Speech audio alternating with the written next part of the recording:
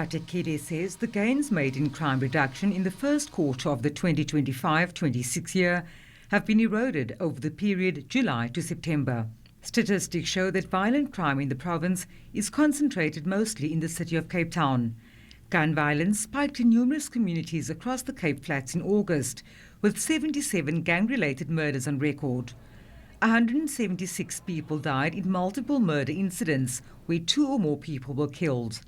The whole August and up to, I think, the first week of September, there has been a flare on the gang shooting because a number of reasons. One of those reasons where some gang leaders were arrested. As I mentioned, they were taken into custody for different cases and then leaving a vacuum in the areas where they were operating.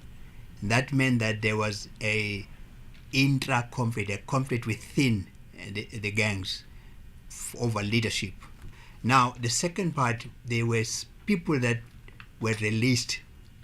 Either they won their cases, they've finished their sentences, or we opposed bail, but new facts came out and they were released on bail. And that has actually caused a big problem for us, especially in I call it a basin, the Muizenberg, Steenberg, Grassy Park area. Firearms still the most widely used weapon. The murders occurred mostly in public places like streets, fields or parking lots, followed by the residences of either the victim or the perpetrator. We've been looking at the legislation, because if you have a gun, you don't have ammunition, you can't shoot. But what you see, the availability of ammunition, we suspect that the licensed firearms that are for the deceased, this more than 35,000 people licenses, we suspect that are being used to buy legitimate rounds from the businesses. We are suspecting that. Police say extortion and gang, taxi and gender-based violence are among the drivers of crime. People want to feel safe.